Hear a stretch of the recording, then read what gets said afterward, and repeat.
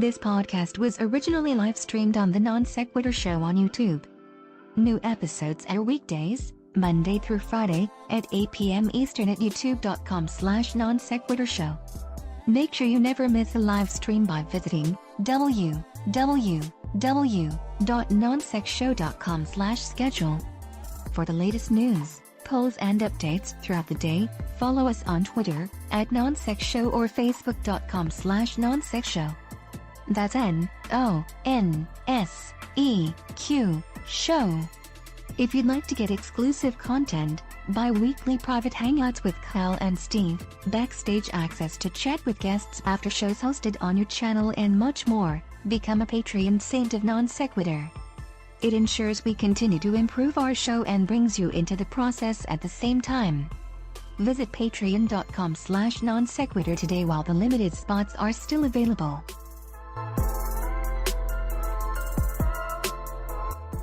The following podcast is intended for those who believe bold ideas are righteous, unique perspectives are gospel, and strong opinions are sacred. This is Non-Sequitur. Never follow. And now, here are your hosts, Kyle Curtis and Steve McRae.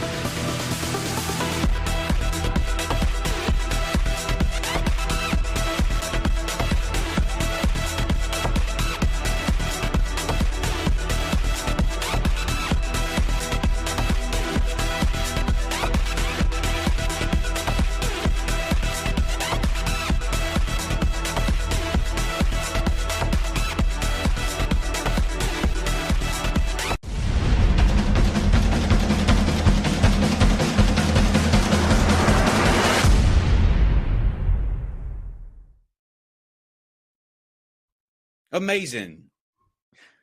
Hello, everybody. Welcome back. That was from last night's fantastic stream with Jesse Lee Peterson. If you didn't get a chance to see that, make sure that you do. You will not be disappointed. I enjoyed it. Didn't you, Steve? Yeah, I got to admit, I was actually quite surprised. I didn't think I was going to actually, have a good time. I was expecting the worst, and so I was pleasantly surprised. I mean, I don't agree with the guy on anything, but you can't say he's not entertaining. This is true. Just a quick announcement, and then we will get to our guests here tonight. Following the stream, Shannon Q will be having a fundraiser for her MS walk. In the live chat, we'll be putting a link to that. So once we get done here, head over there, and you can support a good cause there. Also, on April the 27th, Faithless Forum will be coming back in Dallas, Texas. It's going to feature a lot of your favorite YouTube content creators. I myself am a speaker.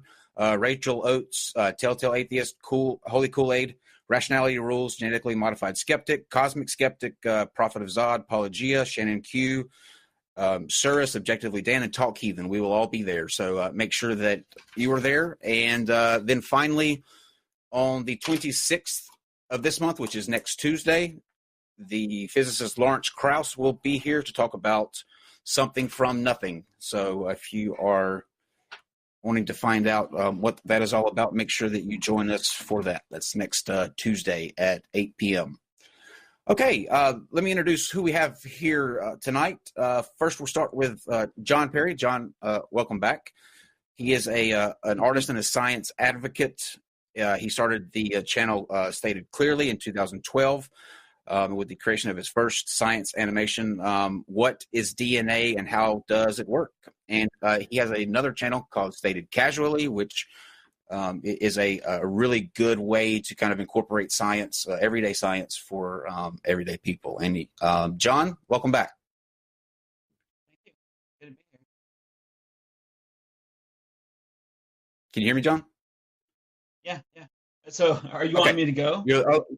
Yeah, you're a little. No. I was just saying what's up. It sounded like you were a little low there. And then also joining us for the first time, we have JF. JF is a skeptic YouTuber. He is a neuroscientist with a PhD from Duke University, and he currently hosts his own political show called The Public Square. JF, welcome. It's a pleasure to be here. That being said, my PhD is from the Université de Montréal, and I've done a postdoc at Duke. Oh, my apologies. Okay, yeah, my bad. I got that wrong. But I actually live 15 minutes from Duke. So nice. Oh, nice. In Durham? Yeah. Yeah. I'm actually in Montreal right now. Oh, small world. Small world. John, do you want to go ahead and kind of introduce what we're going to be talking about, since this was a conversation, I believe it started on Twitter between you two. Yeah. So there's this, culture, of course, changes over time. And that is a way, some people say that culture evolves, but does culture actually evolve in a Darwinian sense, in a true sense, that in a similar way to how we use it in biology?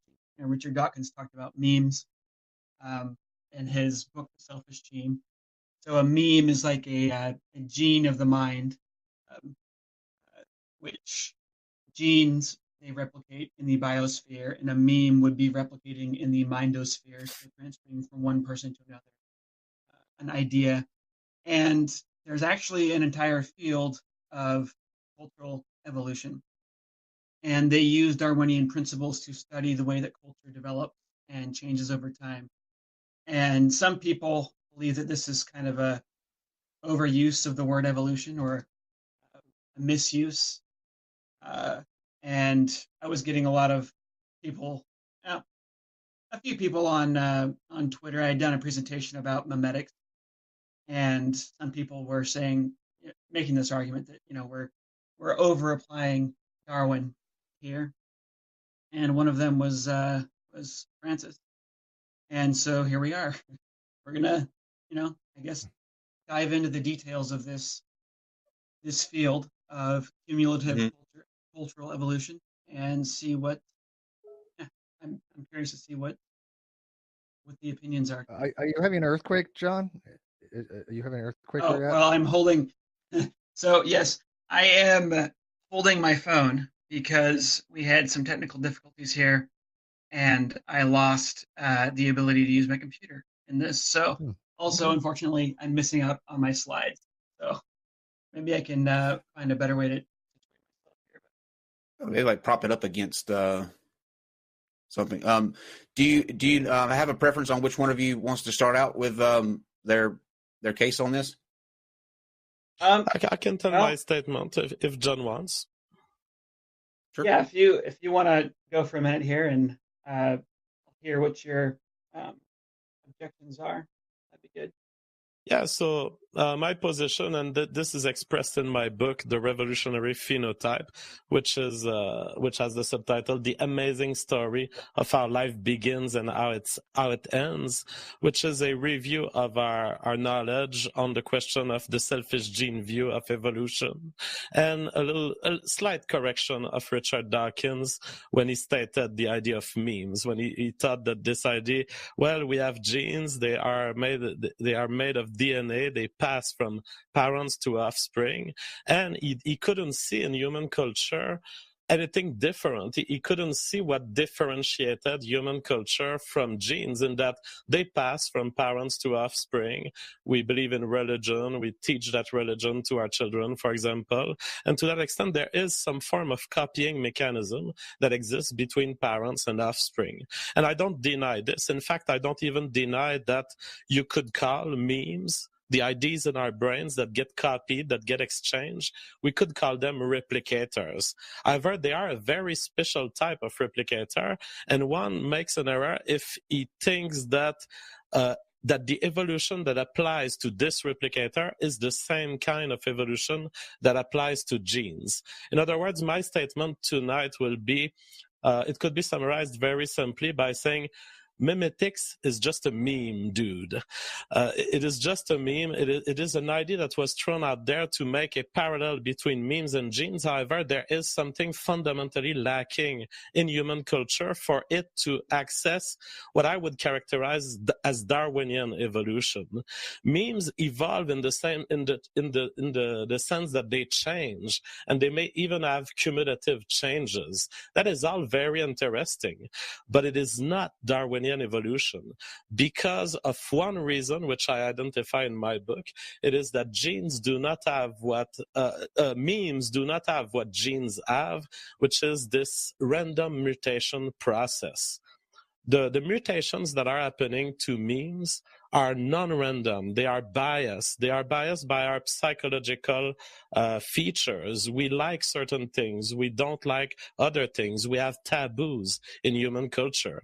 Once you stop thinking of human culture as a replicative entity that evolves for itself, you start understanding a lot of things in human evolution, including the evolution of our social psychology, our taboos, some dominance relation, the reason why we hide certain information from certain people, but not to others. What I will demonstrate tonight, I hope, is that yes, there is a change that occurs to human culture, but it is not Darwinian. Okay. So, yeah, you boil down Darwinian evolution, what it was that he taught is that we have descent with modification, and that those modifications are then acted upon by selection, and that over multiple generations, you have this buildup of positive changes within that specific environment, things that helped species survive and reproduce within that specific environment. And you have the elimination of any sorts of changes that were not helpful, that did not stick. And when we talk about cultural evolution, maybe let me talk a little bit about the history of cultural evolution, because it's quite significant. The idea of cultural evolution has been around for a long time. People have been using that buzzword, really even before Darwinian evolution was a thing.